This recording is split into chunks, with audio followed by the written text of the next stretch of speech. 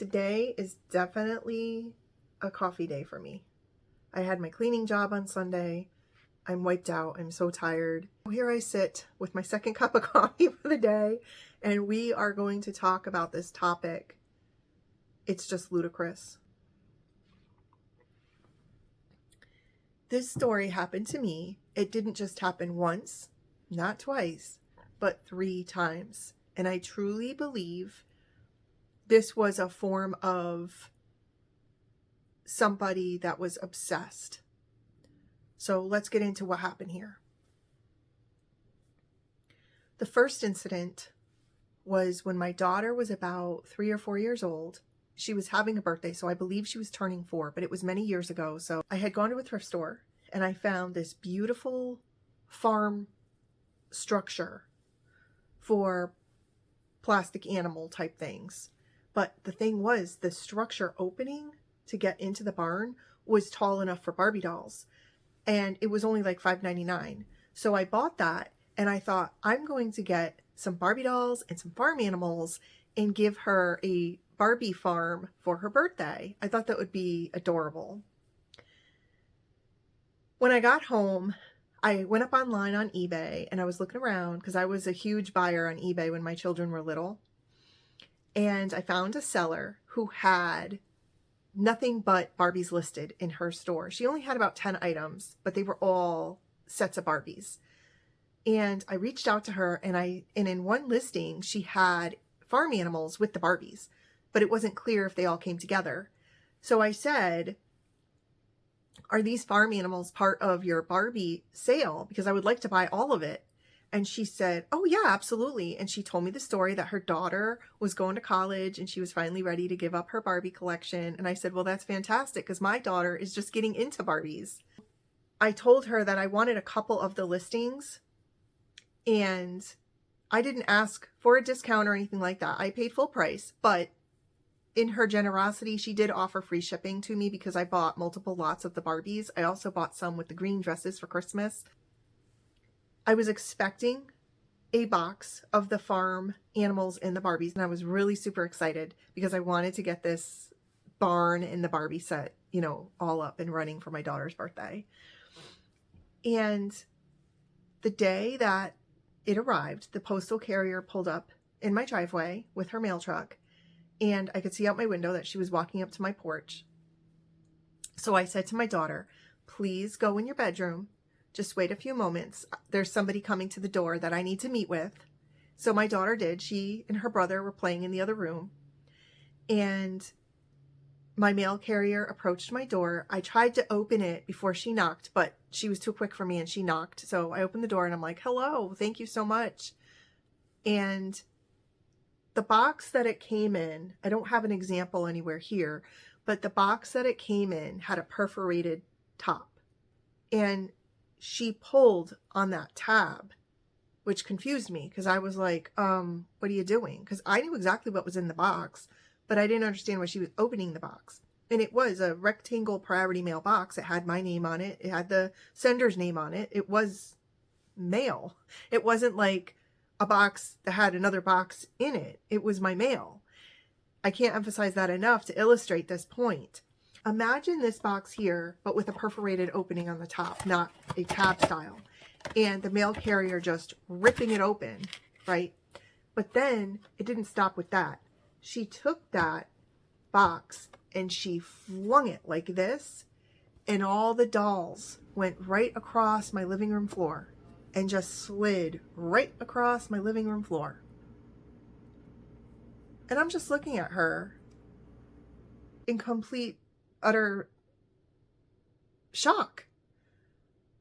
And I said, why would you do that? Well, because of the chaos and the noise. Of course, my daughter, not knowing what was happening, came running out of the back bedroom and ran up to me like, what? But then she stops because she sees all the Barbies on the floor. So she starts to pick them up. And, as a 4-year-old would, she's silly and giddy and giggling and I'm like, you just ruined my daughter's surprise. Why would you do that? And my daughter approached us with the Ken doll that had a cowboy hat on, because it was a Barbie with a cowgirl hat on, Ken doll with a cowboy hat on, and then 3 little dolls, like to be their children. I don't remember what line those were from, Kelly dolls or something like that. So, and then of course the little animals. So there were cows and there were, I want to say, a chicken, some pigs, and those were all over my living room floor. So when my daughter walked up to us with the little Ken doll with the hat on, the mail carrier immediately grabbed it out of her hand and she said, "You always get the best stuff. I want this." And she took the Ken doll away from my daughter's hand. My daughter stood back. She didn't know what to do. She didn't cry. She didn't scream. She, she was 4, but she didn't outwardly express anything. I think she was just shocked. And I looked at her and I said, "Give it back, please, right now. Please give it back to me." Like I was trying to coax her like she was a child to give me back the doll. And then I thought, there's something wrong with this woman. Obviously, there's something wrong with her. So at that point, I didn't want to make threats. Like I didn't say, "I'm going to call your supervisor," or "I'm going to report you." I didn't do that. I just said, "Thank you so much for delivering that today." And I shut my door and locked it. And there it was, like the end. And I thought, okay, well, life goes on. Let's pick up the dolls. And I just told my daughter that they were for somebody else. I didn't want to break her heart. I even might have given her one of the small little Kelly dolls, or I packed everything else up and put it up to go with the barn structure. But it was very disappointing, and it was also scary and frightening. Like, nobody has the right to come to your house and open your mail and throw your mail on the floor. It just didn't make any sense. The next incident, I don't remember the time frame of this incident, but it was right around that same time. The father of my children was working on diabetes research. He was expecting a very, very large check in the mail having to do with something he did at work. And it was literally like $25,000. Okay, so this check was no joke. I assumed the check would be coming like express mail, priority mail, something other than first class mail. I assumed incorrectly. I just was expecting it to come in the mail. And at the time, I had a mailbox, but I didn't have a P.O. box. I just had a mailbox. 3 weeks passed and this check never showed up at my house. We became really concerned. Like, did somebody steal the check right out of the mail? Because that happens, like what happened? So he ended up calling the company and telling them he never got his check. They said that they definitely sent it like 3 weeks ago. It was not cashed. So that kind of relieved our mind. Like, okay, it just got lost. It wasn't stolen. It was definitely lost. They said they were going to send another one out that day. I said, "Is it possible to send it by priority mail or express mail?" And they said no, because the division that cuts the checks was in a different building and there was no way they could set that up. But mind you, this was going back a while. So today they probably would anyway, or it would be, like a direct deposit situation. This was a time period before any of that was like common. He said, "Well, how long should I wait for this check to arrive?" And they said, "Give it 1 to 2 weeks. And if you get the first check, don't cash it." We were receiving another package. I think I had ordered a book on eBay for my kids. And the mail carrier came up to my front door. And I got the book, or I got that package anyway. I believe it was a book. And I said, "Have you seen a check coming to us?" It would have been in a white plain envelope with his name, our address, and the company's seal on the left upper corner, the return address, but the company's actual, it's like imprinted, like a metallic embossed seal on the corner. And she said, "Oh, yeah, I have seen that." I said, "Oh, great. When did it come here? Because we can't find it." "Oh, maybe I stuck it somewhere and forgot." That's a possibility. So I was like, "Do you remember what day you delivered it? Did you deliver it to my front door? Did it come with other packages? Did it go in the mailbox?" And I know, how would she possibly remember any of that, right? But she actually remembered it very well.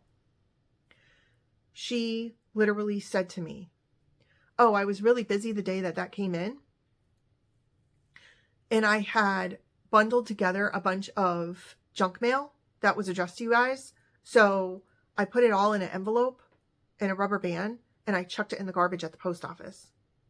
This is what she said to me. And I looked at her and I said, excuse me? I know I did not hear you correctly. Please tell me again. And by this time, I'm like, my eyes twitching and I'm, what? And she said, I had a really busy day that morning because I have a lot of people to get to during my route. And I had a fistful of junk mail. And she was kind of going into the explanation of how they sort the mail. They sort it by hand in the morning before they go on their route. And she said, this was all junk mail.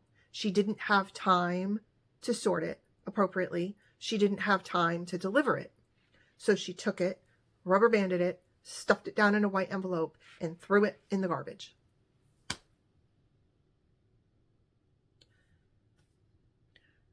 I couldn't even comprehend what she was saying. Like, how are you allowed to make a decision about who gets what mail?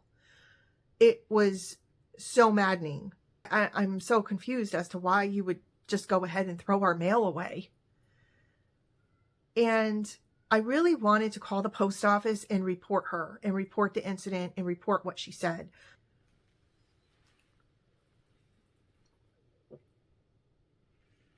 You know, it was one of those things like, is this woman actually telling me that she threw away my mail, or is she making this up? I didn't know. So I wanted to check with some people first. I told her that we were expecting a replacement check. I told her what the emblem of the company looked like. In fact, I probably showed her something with the company emblem on it. I said, this isn't something that you would mistaken for junk mail, though. This is a legit piece of mail. I don't care what it is. I want it. If it's junk mail, I want it in my mailbox because it's mine. Like, you don't really have authority to throw away junk mail. And then she said, oh, yes, I do. It's at my discretion. I said, who gave you that idea that throwing away anyone's mail as a mail carrier is at your discretion? And she said her supervisor at the post office told her she could. So at this point, I was like, well, maybe she's just taking orders from somebody higher up in the post office. And that became discouraging. Like, what other mail was tossed that I don't even know about? I knew she had a lot of so-called friends in the neighborhood, people that she knew from church, or people that she would have tea with, people that would go on small walks with her on Saturday mornings. I wanted to talk to some people before I did anything else. I'm not the type of person that really likes to report other people. I don't like that. I don't like going to somebody and saying, hey, they did this. It's just not in me. I will if I have to, you understand? But in this situation, I was like, I don't know what's going on here, but this isn't good. If they're just chucking mail in their own discretion, what else am I missing that I didn't even know I was supposed to be getting? Well, I checked around and nobody else seemed to have a problem. But they did tell me that her supervisor was very hard on her and she had been telling them she was afraid she would be fired. I kind of let it go because I was like, okay, I don't want to get this person in trouble. I'm not trying to make waves with my mail carrier. But hopefully this time when the check comes, she just puts it in my mailbox and then that's the end of it. After the time period passed that we knew we should receive the check, the mail carrier showed up with another package. And when I asked her if she had seen the check at all come in, because it had been another 3 weeks, she told me, well, yeah, it came in last week. I said, oh, okay, I haven't seen it. Did you put it in my mailbox? Did you leave it up here at the front porch with a package? And she said, no. She said she put it around the side of my house where my electric box is, where the meter reader comes and reads the box. I have a set of stairs that go up to the side of my house. They don't go up to a door. They go up to the side of my house to a sidewalk that leads to the backyard. I don't get packages there. Nobody would deliver a package there. There would be no point. So I just looked at her and I said, why would you put mail on the stairs over there? And her explanation was, well, your driveway is here and that area is next to where you get out of your car. So I figured you would just see it when you got out of your car. I said, but you can't even see over there when you get out of the car. It's not visible from the car. And she said, well, I didn't know that. And I said, well, why didn't you just put it in my mailbox? She said, well, you wanted it as soon as it came in, so I stuck it over there. Horrified at the thought of it still even being there, I went down the front steps, around the front sidewalk, around my parked car in the driveway, and I looked, and sure enough, there was a stack of mail that she had rubber banded together, and it was sitting on the step, soaking wet. Just completely soaking wet. You could have wrung it out. All the rest of the stuff was not important. It was my mail, but it was not important. However, there was no reason why she didn't put it in the mailbox. It's all thin letters. There was nothing there that wouldn't fit in the mailbox. She took the time to drive her mail truck up to my house, but then set the mail around the corner of the building where there's no door. That made absolutely no sense to me. I explained to her that I think it was best from now on, no matter what I have, to please just leave it in the mailbox. If it's too big to fit in the mailbox, put one of those notes they used to leave, like UPS and FedEx leave notes sometimes that say they have a package that they couldn't deliver because it was too big to fit in the mailbox or whatever. So at the time, we had that here. Now, I don't think they do that. Now they just leave it on either my driveway or my front porch. But at the time, back then, there were these little note slips that stuck to the mailbox, and it said you have a package. Sometimes you might see those with certified mail too. You might get a little slip that says you have a certified mail at the post office. So it was similar to that. I asked her to please do that from now on, and I would just go to the post office and pick it up. I didn't want stuff just left randomly around my property. It just didn't make any sense to me. Then it had to be dried out before it could be signed. I'm surprised that it was still legible, and the bank even took it once it dried out. It was all crinkly, but it was still fine. That was a nightmare in and of itself. And then the third thing happened. At this point, it's going on 2 years after the first incident. My daughter's older, and my daughter loved Barbies. Someone had a collection. They offered in their eBay store a special. It was buy $50 worth and you get free shipping. So I placed the order, and it was a good sized box of stuff. You know, like probably, if I think back, it was probably like a priority mailbox full of stuff, and it was free shipping. My kids and I were outside in the front yard, and we're playing, and the mail truck drives up. And I knew what it was. My daughter didn't know I ordered anything, so she didn't know to be as excited as I was. And the mail carrier drives up, and she pulls up and stops, not on my driveway, but right smack in my yard, which I thought was odd. Like, that's not parking. She pulled up in my grass right where we were all playing together. I think we had like some sports balls out there, kicking them around or something. And I walked up to the mail truck. I told my kids, just stay over here in the yard, just keep playing. I walked up to the mail truck. I said, hello. And that's all I said. She pulls out this box, and she starts doing this to it. Like, you can imagine, just shaking the box. Nothing in the box was fragile per se, but it was just the fact that it was my box. Like, I didn't understand what was wrong with this woman. Okay, so I said, I just don't understand. You know, could you just please hand me the mail or just leave it there? I mean, I don't understand the drama every time you come to my home. There has to be drama with you, and I don't understand it. You're a mail carrier, okay? Well, that greatly offended her. I didn't mean offense by it, but this was the third time, and I figured, I don't know, but I can't keep doing this every time I order something, fearful that she'll misplace it or throw it away or shake it, you know, and break something. I had had enough with this person. He thought I had a problem. And I said, oh, okay, I'm sorry, excuse me. What do you mean by that? What do you mean I have a problem? And she said, well, I've been delivering mail here for a few years, and I've noticed that you order from eBay. At this point, I don't have to justify that to anyone. And that was really enough. That I don't know how you all would feel about that, but this person had no right to say that to me. This person had no business saying anything like that to me. This person doesn't pay my bills. And if I want to buy something for my children, that's my right to do so. I could not believe it. Plus, what? That didn't even make any sense. I couldn't believe the gall. I couldn't believe the audacity, the nerve. Okay.